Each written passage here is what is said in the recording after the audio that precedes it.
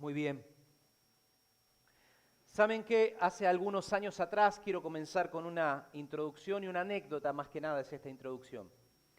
Hace algunos años atrás, ya varios años atrás, cuando tenía unos 12 años de edad, allí por la década de los 90, estaba un sábado a la tarde en la casa de mi tío preferido, o de alguna manera uno tiene siempre un tío, un familiar con el que se lleva mejor que los otros. No es que los otros no los quiera, pero siempre uno tiene un poco más de afinidad con algún familiar que con otro. Y este era mi tío preferido, era el que más quería y el que más cercano lo tenía. Y entonces estábamos ahí a la tarde, un sábado por la tarde, y de repente mi tío me llama y me dice: Clau, vení. Mi hermano era mucho más chiquito, tendría unos 8 o 9 años, entonces estaba corriendo ahí, pero yo ya entraba en la adolescencia, era un preadolescente. Y me llama mi tío y me dice: vení, Claudio, vamos a ver una película. Bueno, agarra un cassette de VHS, generación nueva no lo entendería nunca, no lo van a entender, pero agarra un cassette de VHS y agarra una videocasetera, que era el dispositivo donde se ponía ese cassette, ¿no? Para que sepan, tenía cinta el cassette, o sea, algo casi prehistórico en esta época, pero bueno, así se veían las películas y así se escuchaba música. Entonces, agarra un cassette, pone la película y empezamos a ver la película. Y resulta que la película que estaba viendo y se estaba proyectando ahí en esa videocasetera o estaba transmitiendo esa videocasetera era nada más y nada menos que la película Terminator 2. ¿Cuántos vieron esa película? ¡Wow! Yo cuando la vi, imagínense, 12 años, otra época completamente distinta, no había celular, no había internet, no había nada de lo que tenemos ahora, y cuando la vi me quedé con la boca así abierta. Como se dice comúnmente, me partió la cabeza. La historia, los efectos especiales para ese momento, ¿no? El T-1000, el robot ahí convirtiéndose con piel humana que se desintegraba con las balas, se desarmaba y se volvía a armar. La música, todo el ambiente, la verdad que fue una experiencia para mí a mis 12 años de edad. Y eso que lo vimos en una tele común y corriente, no había sonido envolvente, no había 3D, no había absolutamente nada, pero eso no cambió la experiencia que representó para mí. No cambió lo que sucedió para mí en ese momento. Y resulta que aquellos que no la vieron, la trama es un poco compleja, pero en pocas palabras, el mundo tal como lo conocemos hoy iba a destruirse en esta película, ¿no? Entonces, ¿qué iba a pasar? Las máquinas, las computadoras se iban a rebelar contra los creadores, o sea, contra los hombres, e iban a generar una especie de ataque en contra de la humanidad. Y allí se iba a levantar una persona, un joven, que iba a ofrecer resistencia a ese ataque de las máquinas. Entonces la película consistía en que viene del futuro un robot a matar a ese niño, que en ese momento era un niño, tenía unos 10, 12 años en ese momento, y viene otro robot a proteger a ese niño para que no lo maten y se pueda cumplir la misión que tenía que cumplir. Y bueno, allí se va desarrollando toda la historia, y la función es que este robot que él enviaba desde el futuro, eso es lo más loco, él lo enviaba cuando era grande a protegerlo, cuando era chico, lo envía del futuro justamente para protegerlo y salvarlo, y de esa manera poder salvar de alguna forma a la humanidad que iba a sufrir este ataque, ¿no? Ahora, me ponía a pensar en esta película porque no es la primera película que habla de una humanidad o de un mundo que va a destruirse, ¿no? Algunos lo abordan con extraterrestres que van a venir a destruir, otros por problemas climáticos, bueno, en este caso una rebelión de máquinas, pero no es la primera película que aborda ese proceso de destrucción que va a sufrir la humanidad o el mundo por lo menos, y donde se levanta uno, o una en este caso, que es como una especie de salvador, ¿no? El que se tiene que cargar esa responsabilidad y proteger y salvar a toda la humanidad. Y normalmente eligen algún actor conocido como para representar este papel. Y el mensaje de este domingo, de esta mañana, de Navidad, tiene que ver justamente con esta idea. No podríamos elegir a alguien más apropiado para hablar de esto, sobre todo en esta fecha, que nuestro Señor Jesús. Y hoy vamos a ver cómo se reconoce a Jesús en la Biblia con el rol de Salvador de la humanidad. Y te quiero invitar a que abras la Biblia en el libro de Lucas, capítulo 2. Lucas capítulo 2. Y todo el pasaje que vamos a ir desarrollando va a abarcar desde el verso 8 al 35, pero vamos a ir frenándonos en distintos momentos y ustedes pueden leerlos en sus casas. Lucas 2, 8 al 35. El mensaje de hoy se llama El Salvador.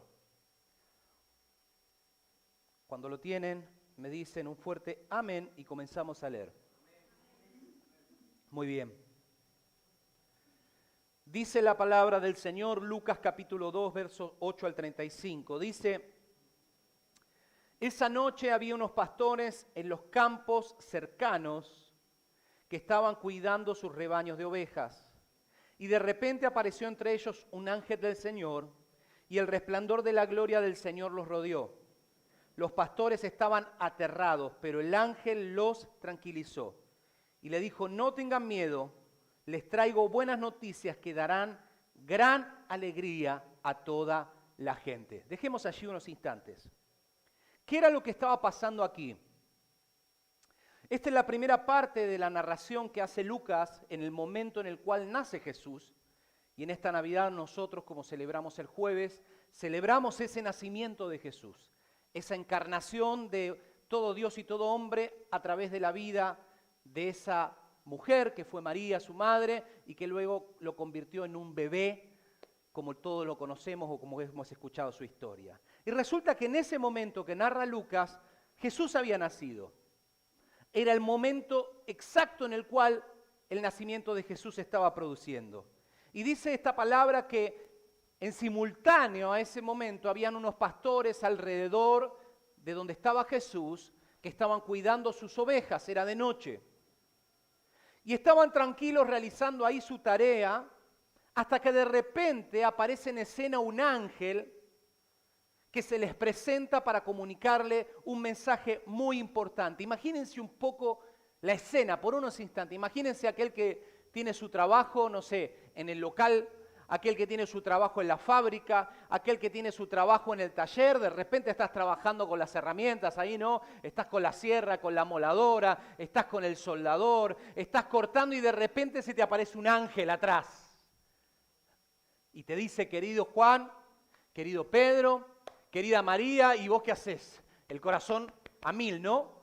Dice que se asustaron tanto estos pastores que el ángel los tranquilizó y le dijo: quédense tranquilos, muchachos, está todo bien. Tengo que darles una buena noticia. Estos pastores se asustaron mal como cualquiera de nosotros nos hubiéramos asustado, pero el ángel le dijo lo siguiente, verso 11. El Salvador, sí, el Mesías, el Señor, ha nacido hoy en Belén, la ciudad de David, y lo reconocerán por la siguiente señal: encontrarán a un niño envuelto en tiras de tela, acostado en un pesebre. Y aquí hay un detalle interesante. Si se fijan, lo primero que destaca Lucas en esta narración es el rol de Salvador que iba a tener ese niño que nacía. Y si seguimos leyendo el pasaje, lo pueden leer ustedes en sus casas tranquilamente, veremos que unos versículos más adelante, estas palabras del ángel que les dice a los pastores son confirmadas cuando en el 8º día José y María llamaron a ese bebé Jesús. Porque ¿saben qué significa Jesús? El Señor salva.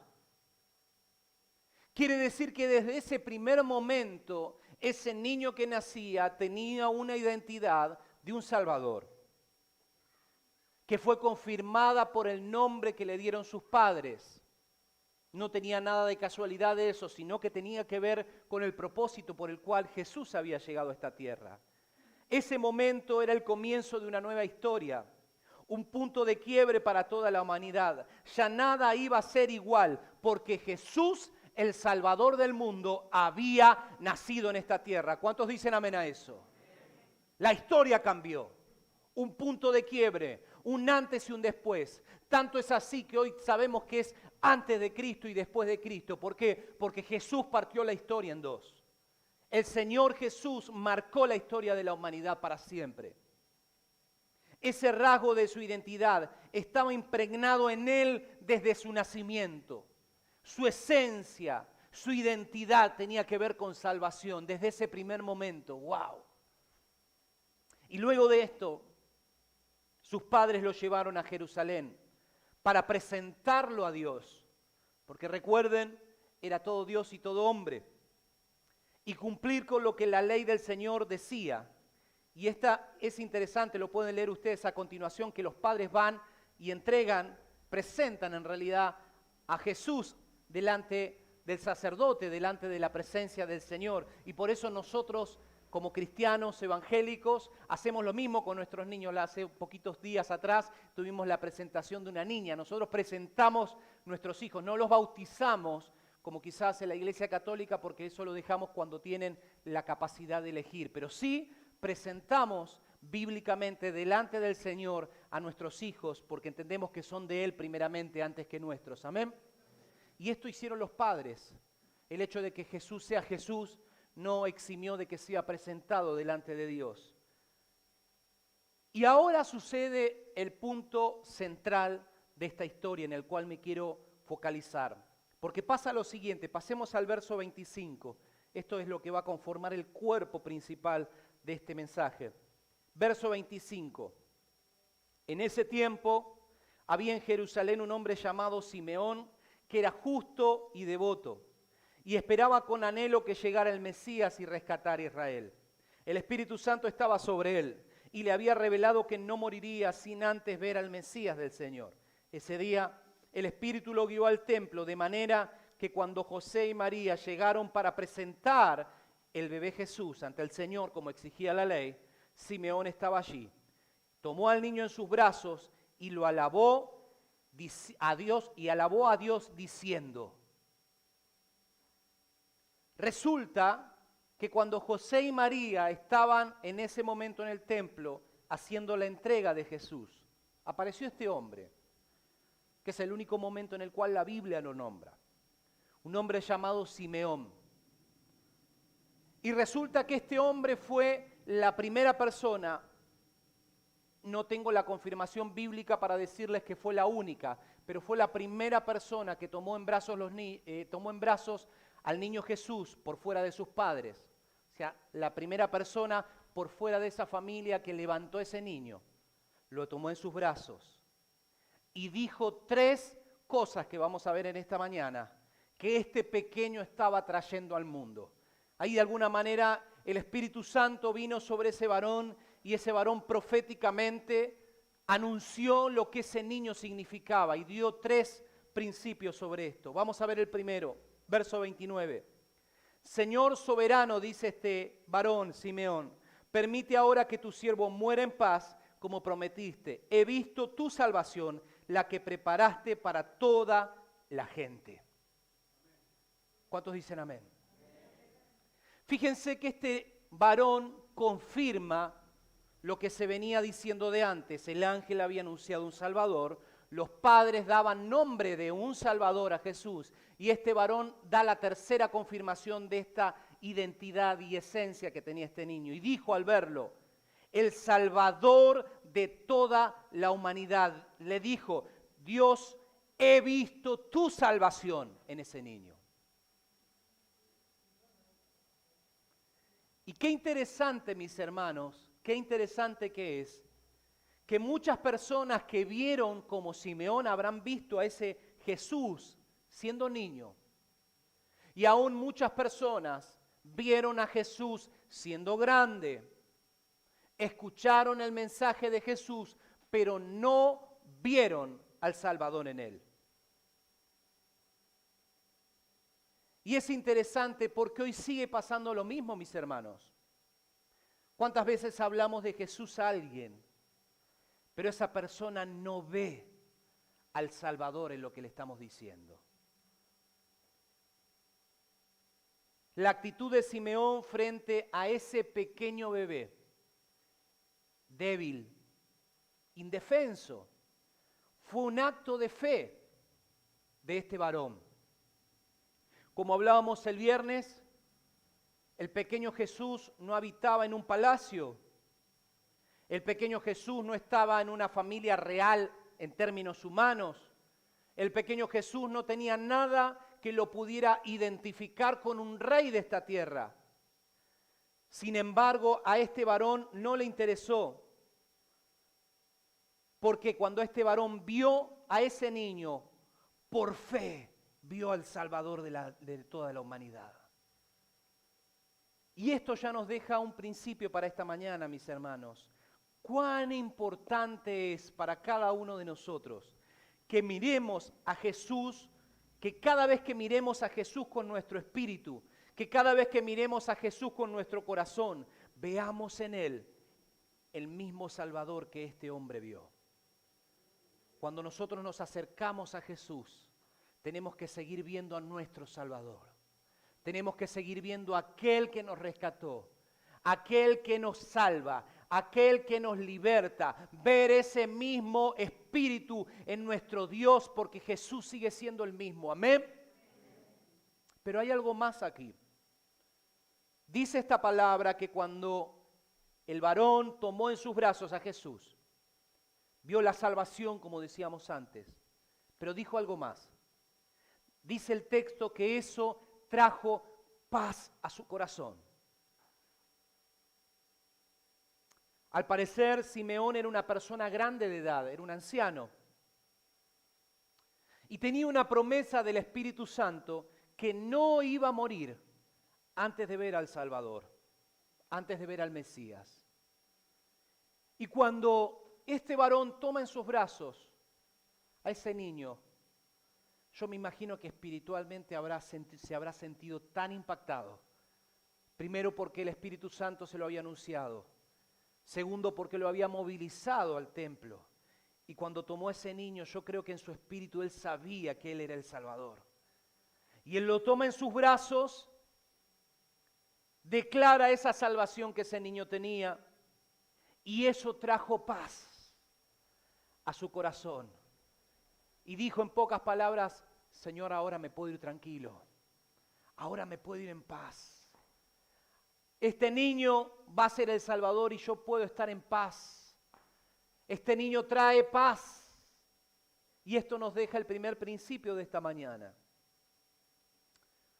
Y te quiero decir, si en tu lugar donde estás, en este fin de año, en estos días que quedan para terminar en este 2021, si estás atravesando un momento de dificultad, un momento de dolor, o si tienes algún problema que está perturbándote hoy, te quiero decir que mires a Jesús para recibir la paz que Él tiene para tu vida. Miremos a Jesús, mis hermanos. Miremos al Salvador y Él llenará nuestro corazón de paz para atravesar aquello que tengamos que atravesar o que estemos atravesando.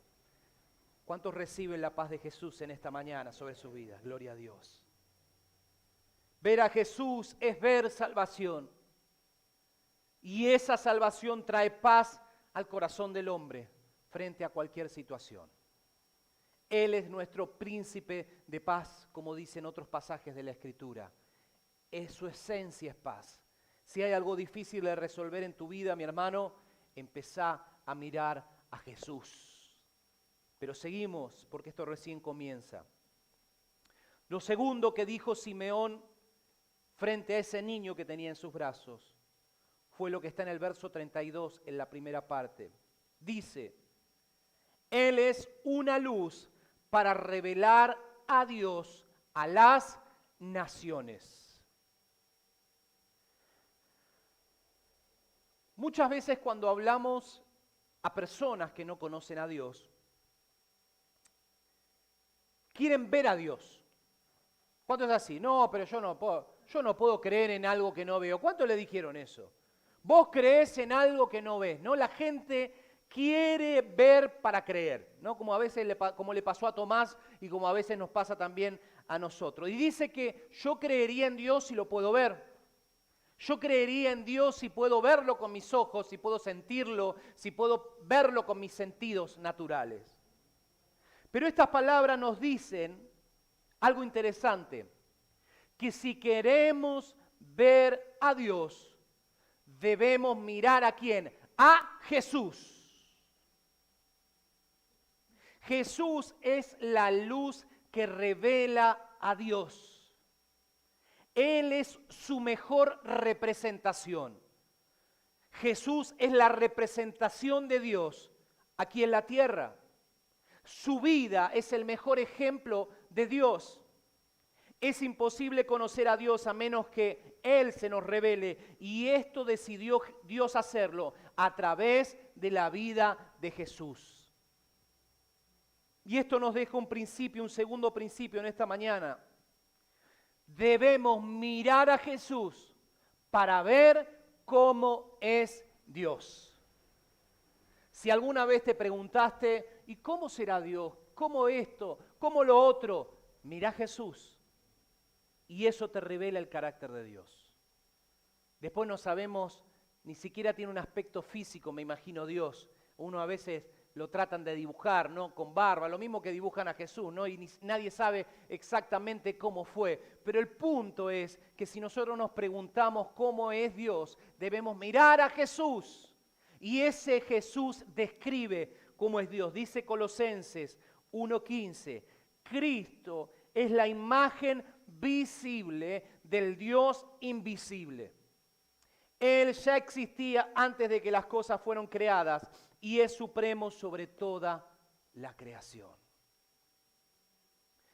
Mis hermanos, cuando miramos a Jesús, vemos la salvación, vemos el amor, vemos el perdón, vemos la provisión y vemos el poder de Dios. Lo más maravilloso de esto, mis hermanos, de este punto, es que todo lo que representa a Jesús no es solo para los judíos, no es solo para los que viven en Medio Oriente, no es solo para los que son buenas personas, no es solo para algunos que tienen una determinada clase social, sino que lo que dice esta palabra es que es para las naciones. Y eso quiere decir, mi hermano, que Jesús es la revelación de Dios para todo el mundo. ¿Cuántos dan gloria a eso? Es para vos, es para mí, mi hermano. Todos aquellos que miren a Jesús pueden ver a Dios y eso es para todo. Por eso es tan importante entender que el Evangelio de Dios no es solamente para algunas personas, es para todos mis hermanos. Cada persona que se acerque con hambre, cada persona que se acerque para poder ver y conocer a ese Jesús, lo va a conocer, conocerá a Dios y será salvo para la gloria de su nombre. Y vayamos al último punto de lo que dijo este hombre cuando tenía a ese pequeño Jesús en sus brazos. La segunda parte del verso 32 dice, y es la gloria de tu pueblo Israel. Jesús es la luz que trae o que trajo la gloria. La palabra gloria habla de excelencia, de belleza, de grandeza y de perfección acerca de Dios. Porque tenemos un Dios que es glorioso. ¿Cuántos tienen un Dios glorioso? Ese es nuestro Dios, perfecto, hermoso, maravilloso, excelente. Ese es nuestro Dios. Y dice esta palabra justamente que Jesús trajo esa revelación de Dios gloriosa a esta tierra.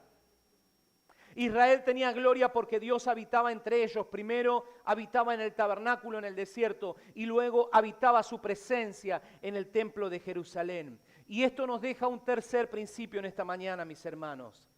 Debemos mirar a Jesús para ver la gloria de Dios.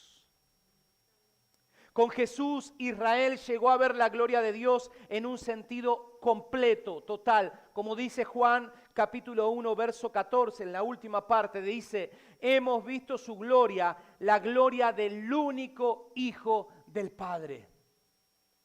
Primero Jesús le ofreció conocer la gloria de Dios a Israel, pero muchos lo rechazaron. Muchos judíos lo rechazaron. Dice, a lo suyo vino y los suyos no lo quisieron. Pero luego ese amor de Jesús, como era para todos, se extendió hacia los gentiles a través de los apóstoles.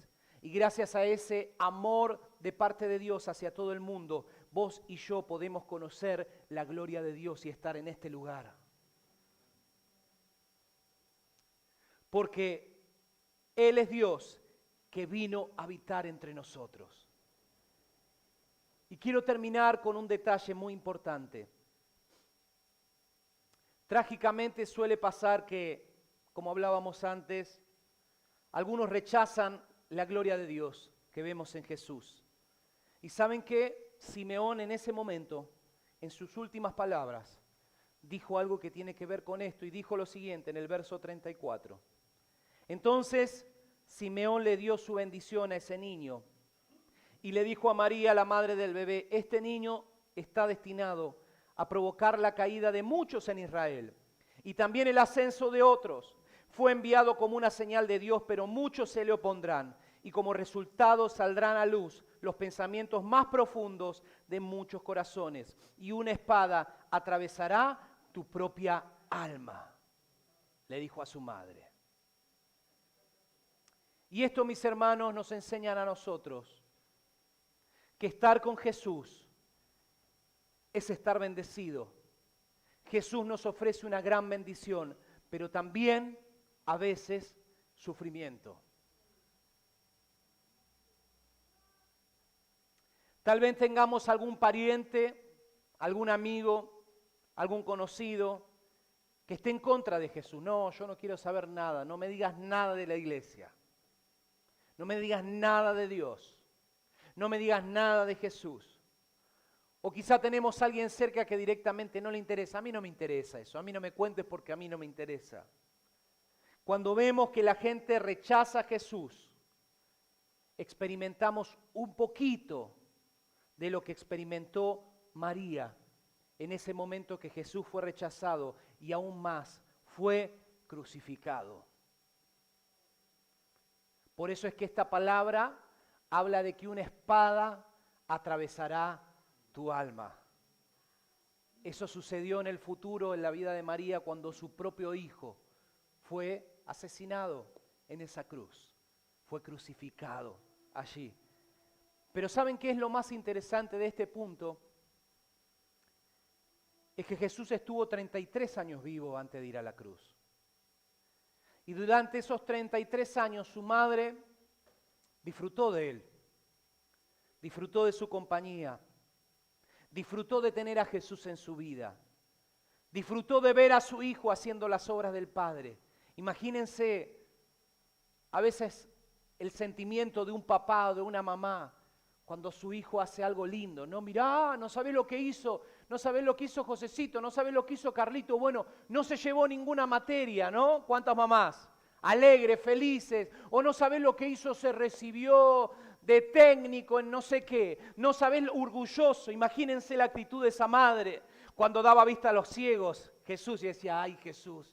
Qué lindo, imagínate esa madre cuando resucitaba un muerto, porque no dejaba de ser su hijo, era aquel que había parido, aquel que había criado, y esa madre disfrutaba de ver a ese niño crecer.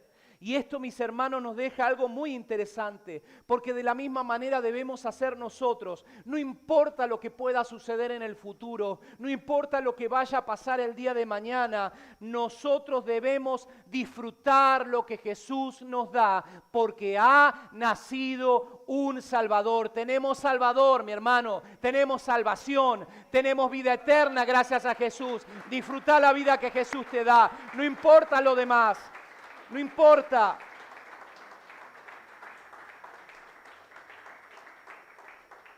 Disfrutemos, mi hermano, en este tiempo de todo lo que Jesús nos da, porque como veíamos recién, cuando miramos a Jesús, miramos la paz, recibimos la paz que Él tiene. Cuando miramos a Jesús, conocemos a Dios, empezamos a conocer el carácter del Padre, y cuando miramos a Jesús, empezamos a conocer su gloria. Empezamos a conocer el poder de Dios, empezamos a conocer ese Dios que transforma, ese Dios que trae vida, ese Dios que sana, ese Dios que liberta para la gloria de su nombre. Por eso, mis hermanos, quiero cerrar con esto.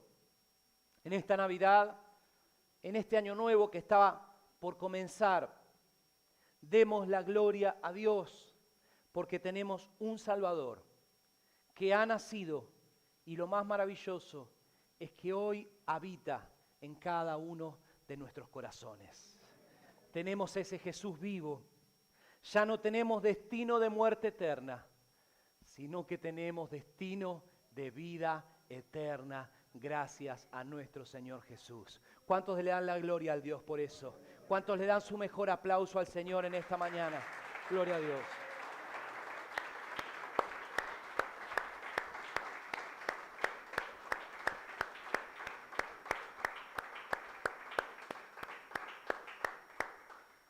Y como cerrábamos el otro día en la noche de adoración, que estuvo muy lindo, la verdad, fue un tiempo de mucha bendición. Cuando Jesús nació, vino con humildad en un pesebre, rodeado de animales, en un lugar que no era digno de un rey natural, en un lugar donde seguramente habría olores poco agradables. Pero lo más maravilloso es que dice la palabra que cuando Él venga por segunda vez a esta tierra, volverá en poder, en gloria, en autoridad, como realmente un rey tiene que volver. Él llegó como un cordero a esta tierra, pero va a volver como un león a buscar a su iglesia que lo espera con los brazos abiertos. Amén. Así que, iglesia, es tiempo de vivir un nuevo tiempo, valga la redundancia, con Dios. Es tiempo de empezar a disfrutar todo lo que el Señor nos da. Es tiempo de vivir a este Jesús que vino para cambiar el mundo, y eso no ha cambiado, no ha pasado, no se ha agotado, no ha sido terminado, sino que esta palabra sigue vigente en este tiempo para cada uno que viva a ese Jesús que trae vida, a ese Jesús que trae salvación, a ese Jesús que transforma la vida de todo el que lo conoce. Amén. Te invito a ponerte de pie, por favor, querida iglesia.